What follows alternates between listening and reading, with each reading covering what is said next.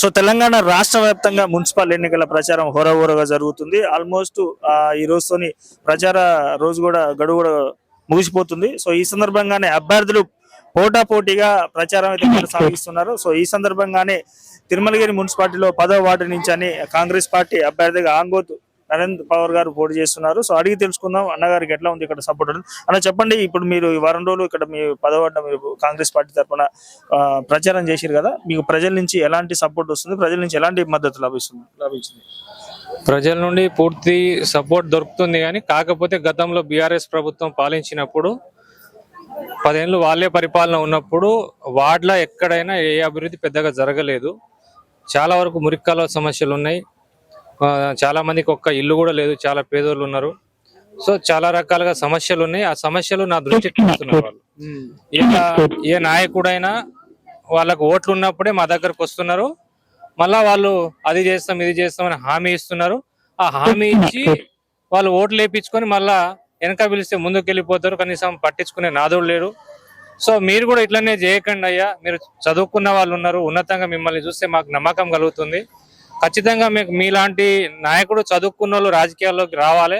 మీలాంటి చదువుకున్న నాయకుడు లీడర్ యువకులు రాజకీయాల్లోకి వచ్చి ఉంటే ప్రజల పట్ల మీకున్న పూర్తి అవగాహన ఉంది. మీరు మాట్లాడే పద్ధతిలో మాకు చాలా నమ్మకం కలుగుతుందని మహిళలు యువకులు అందరూ నన్ను వాళ్ళ కన్నా బిడ్డ లెక్క నన్ను ఆదరిస్తారు. ప్రతి తల్లి ఇంటికి పోతుంటే ఖచ్చితంగా బిడ్డ నీకే ఓటేస్తాం, నీ మాట తీరులో నిజాయితీ ఉంది, నీ చేతలలో కూడా నిజాయితీ ఉంది, ఖచ్చితంగా నీలాంటి నాయకుడిని మేము భారీ మెజారిటీతో గెలిపిస్తున్నామని ప్రతి గడపకు నేను పోతుంటే వాళ్ళ సమస్యలు వాళ్ళు చెప్తారు. నేను ఖచ్చితంగా నేను గెలిచిన తర్వాత, ఎందుకంటే నేను ముఖ్యమంత్రి గారికైనా ఎంపీ గారికి ఎమ్మెల్యే అందరికి మంత్రులతో మంచి సఖ్యత, నేను ఒక ఉస్మానియా యూనివర్సిటీలో ఉన్నత విద్య చదువుకున్నా కాబట్టి ఒక మామూలు ఇక్కడ పక్కన నెల్లిబండ తండాలో ఒక తండాలో పుట్టి ఇక్కడే నేను ఇంటర్ వరకు విద్యాభ్యాసం చేసి ఎన్నో కష్టాలు పడి ఒక్క మెట్టు రాత్రి మొదలు నేను కష్టాలు పడి కూలీ పని చేసుకుంటూ నేను ఇవాళ కాంగ్రెస్ పార్టీలో ఒక ఉన్నత స్థానంలోకి నేను ఆ స్థాయి వచ్చింది. దీనికి నాకు పూర్తిగా నాకు చామల కిరణ్ కుమార్ రెడ్డి గారు నాకు ఒక అన్నయ్య, గురువు కంటే ఎక్కువ నాకు అన్ని ఆయనే నాకు పూర్తిగా నీలాంటి వ్యక్తి నువ్వు గ్రామాల్లోనే నీ పుట్టిన ఊర్లోనే నువ్వు సేవ చేస్తే నీకు గుర్తింపు ఉంటుంది. ఎందుకంటే నాకు స్టేట్ లెవెల్లో మంచి పేరుంది. కాకపోతే నామినేటెడ్ పోస్టు కంటే నీ కింది స్థాయిలో ఉంటే ప్రజలు మనకు ఎంపీ ఎలక్షన్ లో 70,000 మెజారిటీ తుంగతుర్తి ప్రజలు నాకు ఇచ్చిర్రు.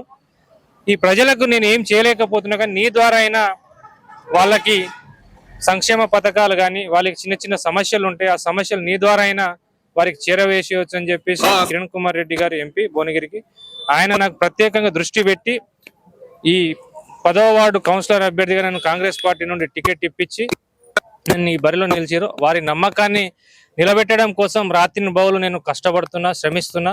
ప్రతి గడపకి వెళ్తున్నా, ప్రతి మహిళలకు, ప్రతి ఒక్కరికి, ప్రతి ఓటర్లకు నేను మీ సమస్య ఉందో ఫస్ట్ చెప్పమంటున్నా. నాకు ఓటేయమని అడగలే. ఫస్ట్ మీ ఇంట్లో మీకు ఏదైనా సమస్య ఉంటే నా దృష్టికి తేండి. నేను ఖచ్చితంగా మీ సమస్యల్ని పూర్తిగా నేను గెలిచిన తర్వాత మీ ఇంటికే నేను వస్తా. మీరు నా దగ్గరికి వచ్చి నాకు సమస్యలు చెప్పడం కాదు, నేనే మీ గడపకు వచ్చి ఏదైనా సమస్యలు ఉంటే నేను అక్కడికక్కడే అధికారులకు ఫోన్ చేసి తక్షణమే అదే నిమిషంలో నేను పరిష్కారం చేస్తా అని చెప్పి వాళ్ళకు భరోసా ఇస్తున్నా, హామీ ఇస్తున్నా. వాళ్ళు కూడా నన్ను ఒక కన్నా బిడ్డ కంటే ఎక్కువ నన్ను ఆదరిస్తున్నారు. నాకు అసలు చాలా అదృష్టం నాకు ఈ వార్డులో టికెట్ రావడం ఒకటి, దాంతో పాటు ఇక్కడ తిరుగుతుంటే గడప నా కన్న తల్లి కంటే ఎక్కువ నన్ను నెత్తి మీద చేయబెట్టి ఆశీర్వదిస్తున్నారు. వాళ్ళకి నేను జీవితాంతం రుణపడి ఉంటా. ఖచ్చితంగా నేను గెలిచిన తర్వాత వారి యొక్క నమ్మకాన్ని విస్మరించకుండా నాది ఇది ఒక బాధ్యతగా భావించి నా మీద పెద్ద బరువు బాధ్యతలు పెట్టిరు. అది బాధ్యతగా భావించి నేనే వారి గడపకి వెళ్ళి వారికి ఇచ్చిన మాటని 1 by 1 ఖచ్చితంగా నెరవేరుస్తా అని వాళ్ళందరికి ప్రమాణం చేసి చెప్తున్నాను నేను. ఎందుకంటే అన్న ఈ సందర్భంగా మీరు రేపు 10వ వార్డులో మీరు కౌన్సిలర్ గా గెలిచిన తర్వాత మీరు ప్రధానంగా ఎలాంటి సమస్యల మీద దృష్టి పెట్టబోతున్నారు, సేమ్ టైం ఎలాంటి అభివృద్ధి కార్యక్రమాలు చేయబోతున్నారు మీ యొక్క 10వ వార్డులో? ప్రస్తుతం చాలా మంది పేదలు ఉన్నారు. దాంట్లో పేదలకి ఏంటంటే ఇప్పటిదాకా అసలు ఇల్లు అనేవి లేవు. మాకు ఇల్లు ఇప్పియండి అయ్యా అని చెప్పి బతలాడుతారు.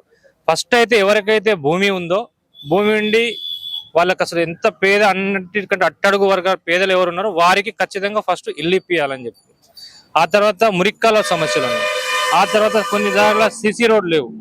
చాలా వరకు డ్రైనేజ్ సమస్య తోటి దోమలు వచ్చి చాలా ఇబ్బంది పడుతున్నాము.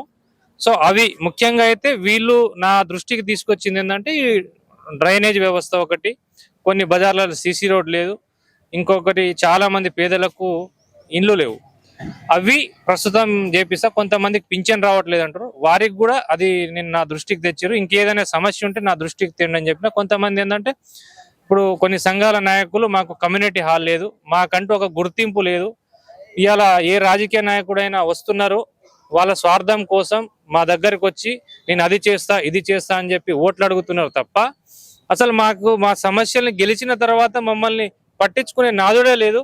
సో మీరు కూడా అట్లా చేయకండి అయ్యా, ఎందుకంటే మీరు చదువుకున్న వాళ్ళు ఉన్నారు, మేము మిమ్మల్ని నమ్ముతాం, కానీ మీరు కూడా అందరి లెక్క చేయకండి. ఖచ్చితంగా మీలాంటి చదువుకున్న యువకులు రాజకీయాలు ఉంటే మాకు కూడా ధైర్యం ఉంటుంది అని చెప్పేసి వారు చెప్తారు. నేను వారికి ప్రమాణం చేసి చెప్పిన, మీకు అందుబాటులో ఉంటా, ఇక్కడే ఉంటా, ఇక్కడే ఆఫీస్ తీసుకున్నా, ఇక్కడే ఉంటా, ప్రతి క్షణం మీ మధ్యలోనే ఉంటా, ఖచ్చితంగా మీ సమస్యల్ని నా సమస్యగా భావిస్తా. మీరు ఎవ్వరు కూడా నా దగ్గరికి రావాల్సిన అవసరం లేదు, నేనే మీ దగ్గరికి వస్తా. నా దగ్గరికి వచ్చి మీరు సమస్య చెప్పుకునే అవకాశం నేను ఇయ్య, నేనే మీ ఇంటికి వస్తా. మీ ఇంటికి వచ్చి గడప గడపకి తిరిగి మీకున్న సమస్య ఏందో తెలుసుకొని నేనే చేస్తా. సో మీకు ఈ సందర్భంగా ఇప్పుడు స్థానిక ఎమ్మెల్యే మందుల సామ్యుల్ గారి సపోర్ట్ కానీ, సేమ్ టైం ఇక్కడ ఉన్న ప్రధాన ముఖ్య నాయకులు కార్యకర్తల నుంచి అని ఎలాంటి ధైర్యం లభిస్తుంది? ఖచ్చితంగా అందరూ కాంగ్రెస్ పార్టీ యొక్క లైన్ ని ఎవరు దాటరు. కాంగ్రెస్ పార్టీలో ఉన్న ప్రతి ఒక్కరూ ప్రత్యక్షంగా పరోక్షంగా వాళ్ళు సహకరిస్తారు. దాంతోపాటు ఇక్కడ ఉన్న యువకులు, ముఖ్యంగా మా యువకులు వీళ్ళు కొంతమంది ఉన్నారు, వీళ్ళు రాత్రింబోలు వాళ్ళ భుజాల మీద వేసుకొని వాళ్ళు ముందుండి నడిపిస్తారు, ధైర్యం ఇస్తారు. నీకు ఏం టెన్షన్ లేదన్నా. అందరికంటే ఎక్కువ 15 వార్డులలో ఫస్ట్ వార్డు సాయంత్రం ఎలక్షన్ పడిన మరుక్షణమే 10వ వార్డు భారీ మెజార్టీతో గెలుస్తుందని ప్రతి తిరుమలగిరిలో ప్రతి పౌరులు మాట్లాడుకునే విధంగా మేము చేస్తామని చెప్పి ఇక్కడ ఉన్న మహిళలు కానీ యువకులు కానీ వాళ్ళందరూ ధైర్యం, వాళ్ళు ఇచ్చే ధైర్యాన్నే నాకు బలం అనిపిస్తుంది. సో మీరు చూసుకున్నట్లయితే బీఆర్ఎస్ పార్టీ వాళ్ళు గత 10 సంవత్సరాల నుంచి, గత 10 సంవత్సరాలు మీ అధికారంలో ఉన్నప్పుడు మేమే డెవలప్మెంట్ చేసినాం తిరుమలగిరిని భరోసాతో ముందుకెళ్తారు. బీజేపీ పార్టీ ఏమో సెంటర్ లో మాకు గవర్నమెంట్ ఉందన్న భరోసాతో పోతారు. మీరు కాంగ్రెస్ పార్టీ ప్రధానంగా ఎలాంటి భరోసాతోని 10వ వార్డు ప్రజలకు ముందుకెళ్తారు? అంటే ఇప్పుడు ఉచిత బస్సులు ఇస్తుంది, మహిళలకు ఇందిరమ్మ చీరలు ఇచ్చింది. గతంలో చూసుకుంటే బీఆర్ఎస్ ప్రభుత్వంలో అసలు చీరలు ఇస్తే కనీసం వాళ్ళు ప్రశాంతం కట్టుకొని ఎక్కడైనా బయటికి కూడా వెళ్ళలేని పరిస్థితి ఉండే. ఇవాళ మేము ఇచ్చిన ఇందిరమ్మ చీర, మా ప్రభుత్వం ఇచ్చిన ఇందిరమ్మ చీరలని కట్టుకొని ధైర్యంగా ఇక్కడ ఏ ఫంక్షన్లకైనా బయటికి ధైర్యంగా వెలుగుతుంది. అంటే వాళ్ళు వెళ్తురు అంటే దానికి అర్థం ఏంటి అంటే మేము చేసింది మంచి పని అని. అంటే విమర్శలు ఎక్కడ రాలే, ఈ చీర బాగాలేదనే విమర్శ ఎక్కడ రాలే. దాంతోపాటు ఏంది, మేము సన్న బియ్యం ఇస్తున్నాం. దాంతోపాటు 10 సంవత్సరాల్లో ఇదే బీఆర్ఎస్ ప్రభుత్వము కనీసం ఒక్క నూతన రేషన్ కార్డు కూడా ఇవ్వలే. కానీ మా ప్రభుత్వం వచ్చినాక నూతన రేషన్ కార్డులు ఇచ్చారు. 10 సంవత్సరాల దాకా ఒక్క రేషన్ కార్డు ఇవ్వండి బీఆర్ఎస్ ప్రభుత్వం. ఇవ్వాలి ఏ ధైర్యంతో ఇచ్చి ఓట్లు వేస్తారు? వాళ్ళకి అసలు అధికారం లేదు. ఇక్కడ ఉన్న తిరుమలగిరి పాత ఊరిని సర్వనాశనం చేసిరు వాళ్ళు. ఈ పాత ఊరిని అంటే కనీసం అసలు తిరుమలగిరి ఉందా, ఎక్స్ట్రోడే తిరుమలగిరి అనే పరిస్థితిని కల్పించారు. అంటే ఈ విధంగా వాళ్ళ దౌర్జన్యమైన పాలన చేసిరు ఇక్కడ లోకల్లా. సో వాళ్ళని ఎవ్వరు, ఏ ప్రజలు కూడా వాళ్ళు చెప్పిన దొంగ మాటలు కానీ ఎవ్వరు నమ్మరు.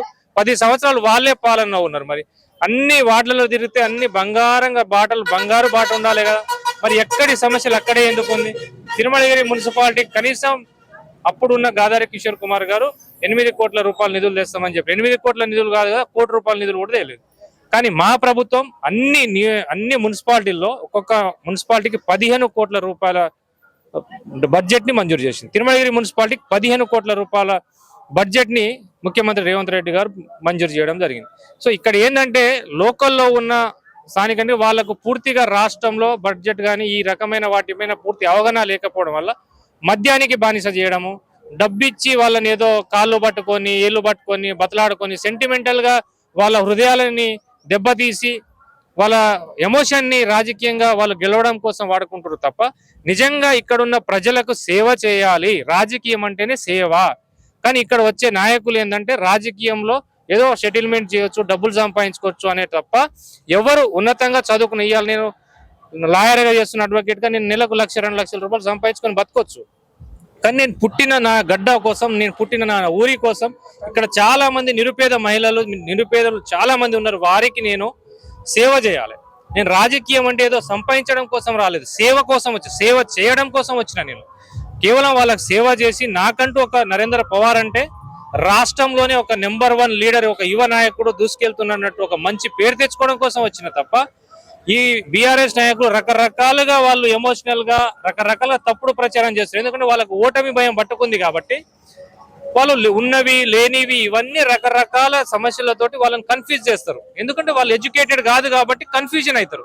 అదే చదువుకున్నానికి కన్ఫ్యూజన్ చేయలేదు. నాలాంటి చదువుకున్న యువకుడు ఇక్కడ వస్తే ఏంటంటే వాళ్ళందరూ నాకు అట్రాక్ట్ అవుతారు. సో మీరు లాస్ట్ ఇప్పుడు ఫైనల్ గా మీ యొక్క 10వ వార్డు ప్రజలకు మీరు ఏం చెప్పదలుచుకుంటారు? 10వ వార్డు ప్రజలకు ప్రతి నిమిషం వారికి అందుబాటులో ఉంటూ ఏ సమస్య వచ్చినా నా దృష్టికి తెస్తే ఖచ్చితంగా నేను వారి సమస్యలను పరిష్కరిస్తా. అంతో పాటు నా వార్డులోనే అంటే ఇదే మా 10వ వార్డులోనే బస్ స్టాండ్ ఉంది. గతంలో అప్పుడు బస్ స్టాండ్ ఇక్కడ కట్టిరు. సో ఇప్పుడు ఇక్కడ ఉన్న ప్రజలు ఏంటంటే అక్కడ డిపో ఏర్పాటు చేయాలి. ఎందుకు అంటే పాత ఊరు అంటే అసలు తిరుమలగిరిలో ఉందా లేదనే విధంగా ఒకటి ఏర్పాటైంది కాబట్టి డిపోని రాష్ట్ర ముఖ్యమంత్రి వారి దృష్టికి తీసుకెళ్లి ప్రత్యేకంగా దానికోసం దృష్టి పెట్టి ప్రభుత్వం పైన మంత్రి గారికి కూడా కలిసి కూడా నేను ఖచ్చితంగా వారిపై ఒత్తిడి తెచ్చి ఇక్కడ నేను గెలిచిన తర్వాత తిరుమలగిరిలో ఉన్న ఈ మున్సిపాలిటీ పక్కన మినీ బస్ డిపోని ఏర్పాటు చేయడంలో ప్రముఖ పాత్ర వహిస్తా అని చెప్పి ఈ సందర్భంగా తిరుమలగిరి ప్రజలందరికీ నేను ప్రమాణం చేస్తున్నాను. ఓకే అన్న, thank you so much and all the best అన్న.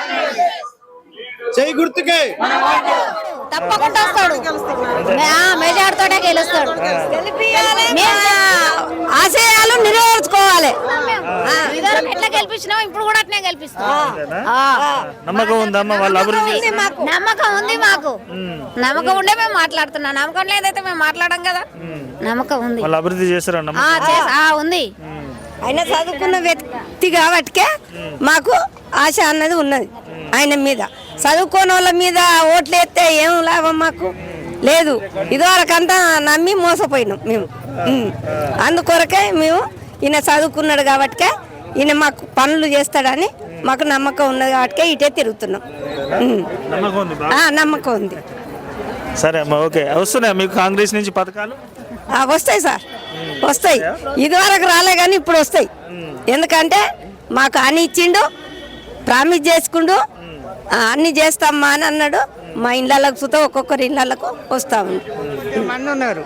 ఆ మందిలో టెట్టు 2 సార్లు రాయించిండు. 2 సార్లు కూడా వేయలేదు. ఒక సంవత్సరం ఉండి కూలి నాలి చేసుకొని పిల్లలు చదువుకోలేక హైదరాబాద్కి వెళ్ళిపోయింది. అటువంటి తెలంగాణ అది ఎట్లా ఉంది? నరేంద్ర పవార్ గారు గెలుస్తారా ఇక్కడ? గెలుస్తారు సార్, గెలుస్తారు. నమ్మకం ఉందా వాళ్ళు అభివృద్ధి చేస్తారు? నమ్మకం ఉన్నది. నమ్మకం, చాలా నమ్మకం ఉంది. 10వ వార్డు గెలిపించి తీరుతాం. గెలిపిస్తామని ఎందుకు గెలిపిస్తారు ఆయన మీద? మాకు అభిమానం తట్టిపోయింది. ఆ కొడుకుని చూస్తూరికే మా పిల్లల కాంచెల్లి మాకు అందరు తట్టిపోయింది. అయ్యా మా నమ్మకం ఉందా ఆయన మీకు న్యాయం చేస్తాడని? మాకు న్యాయం చేస్తాడని నమ్మకం ఉన్నది నాయన. మా ముదిరాజ గడ్డు మొత్తం మునిగిపోయింది. మేము ముదిరాజలో మా గల్లీ 160 కడప. మేమంతా హైదరాబాద్ పోయినాం. మాకొక్క ఇల్లు శుద్ధి లేదు, మాకొక్క రోడ్డు శుద్ధి లేదు, గరీబోళ్ళు ఇల్లు లేవు. వరకు ఉన్నారు. ఆ ఇండ్లు కావాలి. లైట్లు, స్తంభాలు, ఒక్క లైట్ కూడా లేదు. మురుక్కాలు కూడా లేవు మా గల్లీకి. అన్ని దోమలు. మాకు అటు ఖాళీ ప్లేస్ ఉంది. ఖాళీ ప్లేస్ చేయబట్టి పందులు చచ్చిపోయి అంత ఆగమాగం ఉంది మా బజార్ మొత్తం. మాకు మెయిన్ ఏంటంటే మాకు బజార్కు పేదోళ్ళు ఉన్నారు. ఒక భూములు లేవు, ఏమి లేవు మాకు. మా బజార్కు చాలా పేదోళ్ళు ఉన్నారు కాబట్టి మాకు ఖచ్చితంగా ఇల్లు ఇప్పియాలి.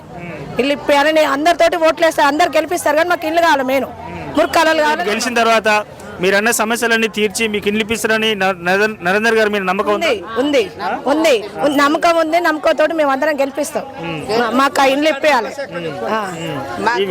ఖచ్చితంగా మా గల్లీకి మాత్రం ఇల్లు కావాలి. మా 10వ వార్డుకు పేదోళ్ళు లేవు, మాకు ఇల్లు లేవు. మాకు ఇల్లు కావాలి. లైట్ల గురించి ఉంది. మాకు చాలా ఇబ్బందులు ఉన్నాయి. మేము అందరం గెలిపించుకుంటాం. మాకు గెలిచినాక కూడా మాకు ఆ పనులు చేసి పెట్టాలి. అన్నట్టుగానే మా బజార్కి వస్తారు పేం లేదు. అంత మున్సిపాలిటీ అన్నట్టే మా వాడికి వస్తే ఏది లేదు. మేము చాలా నిరుపేదలం సార్. మేము మాకు ఇల్లు ఇప్పియాలని ఇప్పిస్తా అని అన్న కూడా నమ్మకం ఇచ్చిండు. అందుకని మాకు అన్న మీద నమ్మకం కలిగిందా మరి మీరు? కలిగింది. అంటే మాకు ఇల్లు లేదు, వీళ్ళకి ఇల్లు ఇప్పియాలన్నా నువ్వు గెలిస్తే మాత్రం ఫస్ట్ వీళ్ళకి ఇల్లు ఇప్పియాలని చెప్పేసిన. వీళ్ళు భర్త బాగలేడు, మాకు హెల్త్ పరంగా ఇద్దరం భార్య భర్తలం ఇద్దరం బాగలేము అన్నట్టు. ఇట్లా పింఛన్ ఇట్లా ఇప్పిస్తాడు ఇల్లు ఇప్పిస్తాడు అని అన్న మీద నమ్మకం వచ్చింది. అందుకని ఇల్లు ఇప్పియాలి. మేము గెలిపించుకుంటాం కూడా, గెలిపించుకొని మేము అడుగుపిస్తాం మాకు ఇల్లు కావాలని. ఇల్లు లేదు ఆడ, ఈ గదికే కూలగొచ్చినాం. అక్కడ వచ్చి అనుకుంటున్నాం ఇద్దరం. ఇప్పిస్తానా మరి నరేంద్ర అన్న? ఇస్తాడు అన్నాడు. నమ్మకం ఉందా? ఓటేస్తాం, గెలిపిస్తాం, ఇవ్వలకే అంతేనా? అంతే. అన్న మీద బాగా నమ్మకం వచ్చింది సార్. ఇప్పిస్తా అని చెప్పిండు, హామీలు ఇచ్చిండు బాగానే. ఇక అన్న మీద ఓటు ఖచ్చితంగా వేసి గెలిపిస్తాం. అన్న గెలిపించుకోవాలనే మాకు ఉన్నది అందరికి. అన్న తర్వాత మాకు కూడా సాయం చేస్తారని ఆశ ఉన్నది.